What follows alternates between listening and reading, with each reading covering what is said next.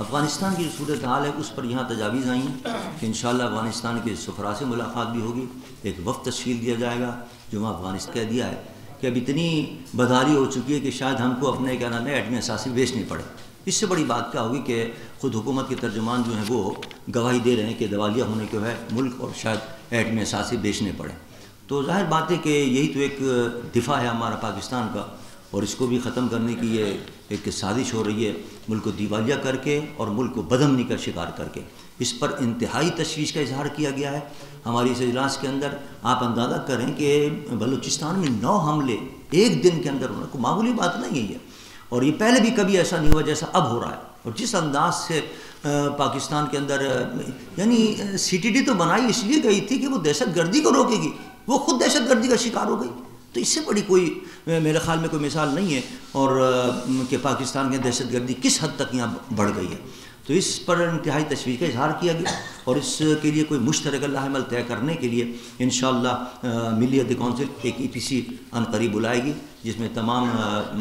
محب وطن مذہبی سیاسی جماعتوں کو جمع کر کے ان کے حل کے لیے انشاءاللہ پیش رفت کریں گے انشاءاللہ۔ اس کے علاوہ یہ بھی طے ہوا ہے کہ پہلے بھی ہم نے ایک قاضی حسین احمد صاحب کے دور کے اندر ایک بہت بڑی عالمی کانفرنس، عالمی اتحاد کانفرنس کی تھی، اسی لیول کی انشاءاللہ ایک انٹرنیشنل اتحاد امت کانفرنس کے نام سے انشاءاللہ عنقریب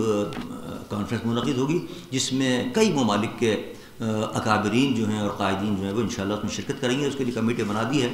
لیاقت بلوچ صاحب کی صدارت کے اندر اور چیئرمین شپ کے اندر، وہ انشاءاللہ اس کے لاہ عمل طے کرے گی، اس کی تاریخ طے کرے گی، اس کی جگہ طے کرے گی، کن کن ممالک سے کون کون آ رہے ہیں ان کے تمام معاملات طے کریں گے انشاءاللہ۔ اس کے علاوہ کشمیر کے مسئلے پر ہمارے کشمیر کے حضرات نے تفصیلی تبادلہ خیال کیا، وہاں کی صورتحال بتائیے۔ افسوس کے ساتھ کہنا پڑتا ہے جو حکومت بھی آتی ہے وہ وہ کیا نام ہے سودا کر رہی ہے، کشمیر کا سودا کر رہی ہے، اور کوئی بھی نام سب لیتے ہیں کشمیر کشمیر کشمیر کا، لیکن یوں سمجھے کہ انہوں نے سودا کر لیا کشمیر کا، اور انتہائی کیا نام ہے افسوسناک صورتحال ہے کشمیر کی صورتحال کے اندر۔ اس کی ہم مذمت کرتے ہیں، اور اس کے لیے ہم نے یہ طے کیا ہے کہ انشاءاللہ یوم خود ارادی کا کیونکہ دن ہے 5 جنوری کا، ملی عہد کونسل آزاد کشمیر یہ دن منائے گی انشاءاللہ، اور اس میں حق خود ارادیت یوم حق خود ارادیت کے عنوان سے یہ جلسے منعقد کریں گے۔ 5 فروری کو چونکہ یوم یکجہتی کشمیر ہے، انشاءاللہ وہ ملک گیر سطح پر منایا جائے گا انشاءاللہ ملی عہد کونسل کی طرف سے۔ اور باقی چیزیں انشاءاللہ یہ ایک اہم ہماری قرارداد ہے، اور ایک 2-3 بہت امور اہم ہیں، وہ انشاءاللہ ہمارے لیاقت بلوچ صاحب آپ کی خدمت میں پیش کرتے ہیں۔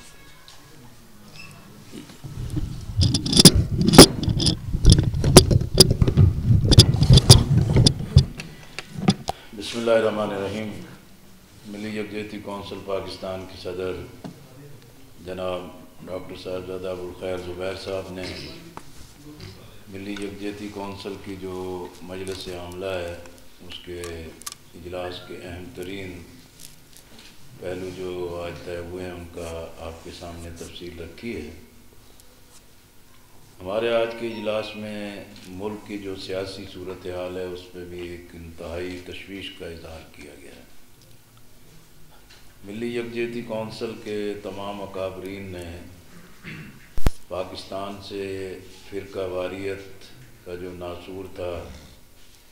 اور فرقہ واریت اور انتہا پسندی عدم برداشت کا جو ایک بہت بڑا مسئلہ پیدا کر دیا گیا تھا، دینی قیادت نے، علماء نے، مشائخ نے اس مسئلے کا حل تلاش کر لیا، لیکن آج سیاست مام دست و گریبان ہے۔ سیاسی قائدین ایک دوسرے کی پگڑی اچھال رہے ہیں، اور سوشل میڈیا جو ہے کہ اس انتہا پسندی کو پھیلانے کا ایک بہت بڑا ذریعہ بنا لیا گیا ہے۔ اور آج ملی یکجہتی کونسل کے تمام مرکزی قائدین نے قومی قیادت سے اپیل کی ہے کہ وہ ایسا رویہ نہ اختیار کریں کہ جس سے سیاست کو، جمہوریت کو، پارلیمانی عمل کو اور قومی وحدت کو نقصان مزید پہنچ جائے۔ انہیں ڈائیلاگ کرنا چاہیے۔ سیاست میں جب مذاکرات کے دروازے بند ہوتے ہیں تو تو حالات بندگلی کی طرف جاتے ہیں اور اس کا نقصان پوری ملک و ملت کو اٹھانا پڑتا ہے۔ تو اس لیے سیاسی محاذ پر جو شدت اور انتہا پسندی ہے اس پر ایک بہت تشویش کا اظہار کیا گیا ہے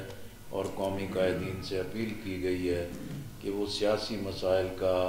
سیاسی حل تلاش کریں۔ اسی طرح جو ہماری پارلیمنٹ ہے، اسمبلیاں ہیں اور صوبائی اسمبلیاں ہیں، وہ آئین کی بنیاد پر اس چیز کی پابند ہیں کہ وہ قرآن و سنت سے متصادم کوئی قانون نہیں بنا سکتی، قرآن و سنت کی خلاف ورزی نہیں کر سکتی۔ پارلیمنٹ ساری بھی اکٹھی ہو جائے، وہ قرآن و سنت کے طے شدہ اصولوں کو تبدیل نہیں کر سکتی۔ لیکن المیہ ہے کہ مسلسل ایسی قانون سازی ہو رہی ہے جس سے ہمارا اخلاق، ہمارا خاندان کا نظام، ہماری معاشرت، ہماری تہذیب بہت بڑے نقصانات سے دوچار کر دی گئی ہے۔ ہمارا مطالبہ ہے کہ ٹرانسجنڈر بل کہ جس کے بارے میں اسلامی نظریاتی کونسل نے بھی بعض سکھوں کو اسلام سے متصادم قرار دیا ہے، اب حکومت اپنے اعلان کے مطابق ان تمام متنازع سکھوں کو واپس لے اور ملک کے اندر جو خواجہ سراء ہیں اور اس طرح کے اسپیشل پرسنز ہیں ان کے لیے جو مکمل حقوق ہیں ان کی ادائیگی کی جائے۔ یہ نہیں ہے کہ اس کی آڑ میں LGBTR کا جو ہے کہ وہ پورا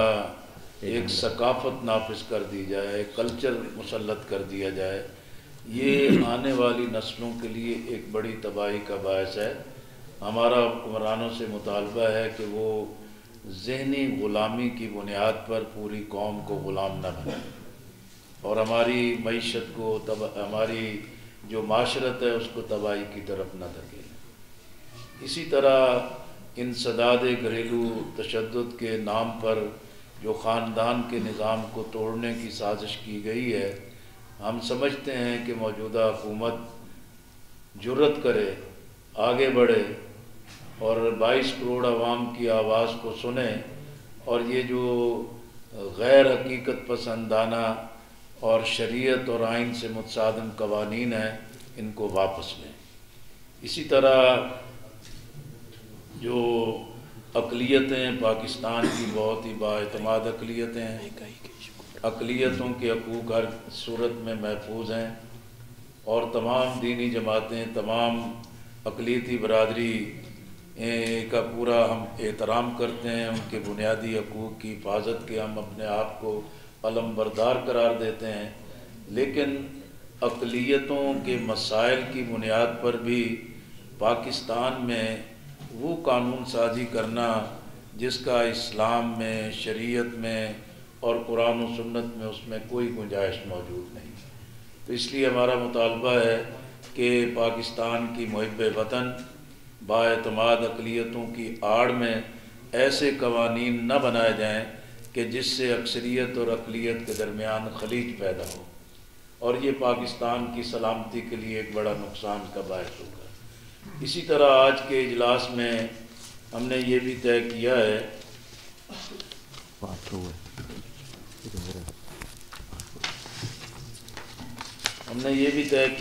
کہ انشاءاللہ کہ عظمت قرآن اور صاحب قرآن اس حوالے سے ایک بڑی کانفرنس ماہ شعبان میں منعقد کی جائے گی اور موجودہ حالات میں اس کی بہت اہم تر ضرورت ہے کہ پوری اسلامیان پاکستان قرآن کی طرف رجوع کریں اور قرآن کے پیغام کو عام کریں اور صاحب قرآن کہ جنہوں نے ہم تک یہ پیغام پہنچایا ہے ہم اس کی طرف لوگوں کو رجوع کر سکیں۔ انشاءاللہ یہ کانفرنس بھی ایک بڑی کانفرنس کی صورت اختیار کرے گی۔ اسی طرح ہر سال کی طرح انشاءاللہ ماہ رمضان میں یوم القدس کے موقع پر بھی ہم پورے ملک میں تمام ضلعوں کی سطح پر جو ہے کہ فلسطین کی آزادی کے لیے اور قبلہ اول کی بازیابی کے لیے پاکستان کے عوام کی طرف سے کامل یکجہتی کا اظہار کریں گے۔ اسی طرح افغانستان کی اس وقت جو صورتحال ہے، اور ہم سمجھتے ہیں کہ بھی افغانستان میں امریکہ کو شکست ملی، نیٹو فورسز ناکام ہو گئیں۔ ہم نے اس وقت بھی اس موقف کا اظہار کیا تھا کہ پاکستان افغانستان کی فتح کو امریکہ کی دباؤ پر اسے نظر انداز نہ کرے، اور ایک ہمسایہ ملک کی حیثیت سے ہمارا پہلا حق بنتا تھا کہ ہم افغان عوام کی فتح کو تسلیم کرتے اور افغانستان کے عوام کے ساتھ یکجہتی کا اظہار کرتے۔ لیکن اس وقت امریکہ کو راضی کرنے کے لیے، مغرب کو راضی کرنے کے لیے، افغانستان کے اندر اسلام کی ایک بڑی کامیابی کو نظر انداز کرنے کے لیے پاکستان کے حکمرانوں نے وہ درست فیصلہ نہیں کیا جس کا شاخسانہ ہے کہ آج پاکستان کو مغربی سرحدوں سے ایک بڑے مسائل اور مشکلات سے ہمارا سامنا ہے،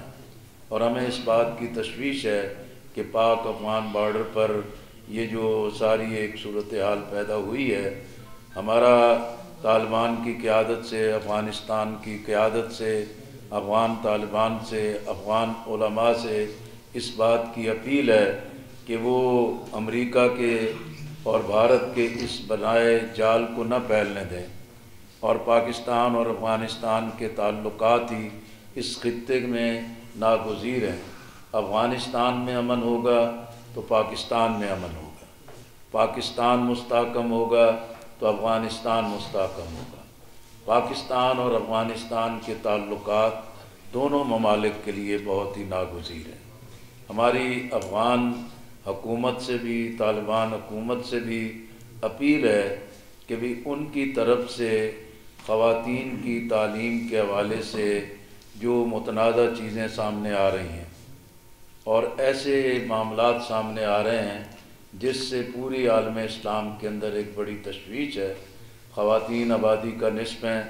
خواتین اولاد کی تربیت کا ایک بہت اہم ترین ذریعہ ہے، اور جدید دور کے اندر خواتین کی تعلیم بے پناہ اہمیت رکھتی ہے۔ یہ افغانستان کا اپنا حق ہے کہ وہ اپنے ملک کے تناظر میں اپنے لیے کیا نظام تعلیم اختیار کریں، لیکن ہماری اپیل ہے کہ افغانستان کی خواتین کو جو اسلام کی بیٹیاں ہیں انہیں تعلیم کے حق سے محروم نہ رکھا جائے، اور افغان قیادت اپنے کو اگر کوئی فیصلہ موجود ہے تو اس پہ نظر ثانی کرے اور اس سے رجوع کرے۔ بہت بہت شکریہ۔ یہ نہیں کرنا مہنگائی کے حوالے سے کوئی نقطہ؟ یہ جو ایک دو چیزیں رہ گئیں جی، کہ بھی اقتصادی حوالے سے بھی آج کے اجلاس میں اس پہ بہت ہی ایک تشویش کا اظہار کیا گیا کہ جو ماضی کی حکومت تھی اس وقت بھی اقتصادی حالات بہت ہی ابتر تھے، لیکن اتحادی حکومت کے دور میں حالات پہلے سے بھی زیادہ ابتر ہو گئے۔ عام آدمی جو ہے وہ زندگی گزارنا اس کے لیے ناممکن ہو گیا، اور حلال روزی میں محنت کی روزی کے ساتھ عزت کے ساتھ اپنے گھروں کو چلانا ناممکن ہو گیا۔ والدین اجتماعی خودکشیاں کر رہے ہیں اپنے بچوں کے ساتھ، اور اسی طریقے سے ہماری جو معاشرتی اور تہذیبی قدریں ہیں وہ ایک بڑی بربادی کی طرف بڑھتی چلی جا رہی ہیں، اور ہم مسلسل اس بات کی نشاندہی کرتے رہے کہ سود کی لعنت کے ساتھ، قرضوں کی لعنت کے ساتھ اور کرپشن کی لعنت کے ساتھ پاکستان کی معیشت کو نہیں سنبھالا جا سکتا۔ ہمارا مطالبہ ہے کہ قومی قیادت ہوش کے ناخن لے، سر جوڑ کے بیٹھے، اور پاکستان کے اقتصادی بحران کے خاتمے کے لیے خود انحصاری، اوورسیز پاکستانیز جو ہماری بہت بڑی طاقت اور قوت ہیں، پاکستان کے اپنے وسائل اور اپنی قوم کی جو صلاحیتیں، اپنے نوجوانوں کی، خواتین کی جو صلاحیتیں ہیں، اس کی بنیاد پر خود انحصاری کے ساتھ اقتصادی معاملات کو سنبھالا جائے، اور ہمارا مطالبہ ہے کہ سود کے خاتمے کے لیے وفاقی شرعی عدالت کے فیصلے کو پوری اس کی روح کے ساتھ نافذ کیا جائے، اور حکومت قوم کو صرف دھوکہ نہیں دے رہی، یہ اللہ اور اللہ کے رسول کو دھوکہ دے رہے ہیں۔ اللہ اور اللہ کے ساتھ اللہ اور اللہ کے رسول صلی اللہ علیہ وسلم کے ساتھ یہ جنگ میں مزید تیزی لا رہے ہیں، اور یہی ہماری بربادی کا اصل ذریعہ ہے۔ شریعت ہی، اسلام کا غلبہ ہی، نظام مصطفیٰ ہی اور اسلام کا معاشی نظام ہی پاکستان کی خوشحالی اور پاکستان کے استحکام کا ذریعہ ہے۔ یہ قرارداد ہم نے منظور کی ہے، جو ایک نئی قانون سازی کی جا رہی ہے، انشاءاللہ اس کو ہم الگ سے جاری کر دیں گے۔ بہت شکریہ جی۔ آپ نے پریس کانفرنس کی، اس میں اپیلیں کی ہیں آپ نے، تو یہ افغانستان سے، حکومت پاکستان سے، تو جو ملی سیکورٹی کونسل کے پلیٹ فارم سے آپ نے جو اعلان کیے ہیں شبان میں اور ایک کتابی کانفرنس وغیرہ، اس کا کوئی شیڈول طے ہو گیا ہے یا سب کچھ اعلان؟ کمیٹی میں نے عرض کیا نا، کمیٹی بنا دی ہے، اور لیاقت بلوچ صاحب کی چیئرمین شپ میں وہ کمیٹی طے کرے گی کن کن ممالک سے رابطہ کرنا ہے، کن کن قائدین کو بلانا ہے، کب بلانا ہے، وہ کب اویلیبل ہوں گے۔ وہ انشاءاللہ جلدی اس اگلے مہینے یا اس سے اگلے مہینے انشاءاللہ کانفرنس منعقد ہوگی انشاءاللہ۔ آپ دیکھیں نا جی کہ عملی طور پر ہم نے طے کیا ہے کہ مسئلہ کشمیر کے جسے زبردستی سرد خانے میں دھکیلا جا رہا ہے، اور بھارت اپنی فاشزم کی انتہا پر ہے، کشمیری قیادت کو قید اور نظر بند رکھا جا رہا ہے، نوجوانوں کی ٹارگٹ کلنگ کی جا رہی ہے، اور آبادی کے تناسب کو تبدیل کیا جا رہا ہے، اور مرضی کے مطابق انتخابات کے ذریعے کشمیریوں سے ان کے تمام جمہوری حقوق بھی چھینے جا رہے ہیں۔ اس سلسلے میں حق خود ارادیت 5 جنوری کا دن ہے، جناب اعجاز افضل خان صاحب موجود ہیں، عبدالقیوم خان صاحب موجود ہیں، ان کے سپرد ہم نے کیا ہے کہ وہ اسلام آباد میں ہی اور جہاں مناسب سمجھیں گے ایک بڑے سیمینار کا اہتمام کیا جائے گا، جس میں کشمیری قیادت بھی اور پاکستان سے قیادت بھی اس میں شرکت کرے گی، اور کشمیر کے حوالے سے 5 فروری ایک یکجہتی کشمیر کا قومی دن ہے، اس میں بھی ایک بھرپور حصہ لیا جائے گا، اور اتحاد امت کانفرنس جو ہے وہ انشاءاللہ ان تمام موضوعات کے حوالے سے ایک بالکل عزم نو اور پوری ملت کو ایک پرجوش اور ایک انقلابی پیغام کا ذریعہ بنے گی۔ یہ عالمی کانفرنس ہونا ہے سائیں کالا باغ۔ یہ بتائیں کہ یہ بڑا اچھا پلیٹ فارم ہے، ملی یکجہتی کونسل کا مختلف مسائل کے لوگ دیتے ہیں، علماء کرام دیتے ہیں،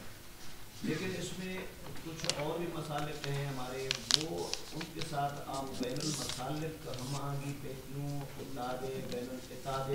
وہ امت کانفرنس بلا رہے ہیں، انٹرنیشنل معاملات پر جا رہے ہیں، لوکل جو ہماری مذہبی فرقے واریت ہے اس کو ختم کرنے کے لیے باقی جو مسالک ہیں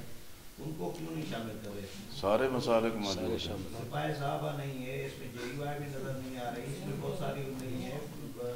بہت سارے مسالک ہمارے مختلف صوبوں میں نمائندگی موجود ہے۔ سپاہی صاحبہ کی آپ کے ساتھ بڑی گہری دوستی ہے، نہیں لیکن ایک مسلک تو ہے، میرا تو کوئی غلط نہیں ہے، مسلک الگ نہیں ہے، جماعت ہے، مسلک تو اہل سنت ہے یا دیوبند مکتب فکر ہے، ان کی پارٹیاں اور جماعتیں موجود ہیں۔ اسی طرح جمعیت علماء اسلام ہے، وہ ہمارا حصہ ہیں، اور ان کے مرکزی قائدین بھی اگرچہ تواتر کے ساتھ نہیں لیکن شرکت ہوتی رہتی ہے۔ ہمارے صوبوں کے اندر جمعیت علماء اسلام کی نمائندگان موجود ہیں، ہمارا الحمدللہ بڑا محبت کا رشتہ برقرار ہے۔ سوال ہے، ہم دیکھتے ہیں کہ بارہا چاہے پولیس کے نوجوان ہوں، فوج کے ہوں، امام برگاہیں ہوں، مساجد ہوں، چرچز ہوں، دھماکے ہوتے ہیں، پھر ہم دیکھتے ہیں کہ یہ جو دہشت گرد ہوتے ہیں ان کے سہولت کار یہاں بھی پائے جاتے ہیں، تو سہولت کار ملتی ہے، تو آپ کیا سمجھتے ہیں کہ ابھی بھی ان کے لیے نرم گوشہ ہونا چاہیے یا پھر ریاست کی کو کوئی بھی چیلنج کرے اس کے خلاف کارروائی ہونی چاہیے؟ بالکل ہونی چاہیے کارروائی، جو اسلام کے خلاف، دین کے خلاف، یہ تو دین کے خلاف بات ہے نا، کہ ایک دوسرے کو مارنا، قتل کرنا، اسلام تو اس کی اجازت نہیں دیتا بالکل، کہ کسی مسلمان کو مارا جائے، قتل کیا جائے، اس کو کیا نام ہے باقاعدہ ایک قانون بنے ہوئے ہیں، اور آپ کو تو پتہ ہے کہ یہاں طے کیا تھا، تمام مسالی کے لوگوں نے جمع ہو کر ایک دستور کیا نام ہے پیغام پاکستان کے نام سے، پیغام پاکستان کے نام سے بڑا اتفاقی ایک لائحہ عمل طے ہوا ہے. پورے پاکستان کے جتنے تمام مکاتب فکر کے علماء ہیں، مفتیان ہیں، سب نے دستخط کیے ہیں. جب ایک متفق عمل ایک چیز سامنے آ چکی ہے، اب اس پر عمل کرانا ہے. یہ تو حکومت کی ذمہ داری ہے کہ وہ کیوں ڈھیل دیتی ہے اس معاملے کے اندر. اس کو دیکھنا چاہیے، اس معاملے کو حل کرنا چاہیے. جیسے یہاں بات ہوئی، قومی ایکشن پلان بنایا گیا دہشت گردی کے خاتمے کے لیے، پوری قومی قیادت نے اس پر اتفاق کیا. لیکن سب سے بڑا مسئلہ یہ ہے کہ بھی خود ریاستی اداروں میں بھی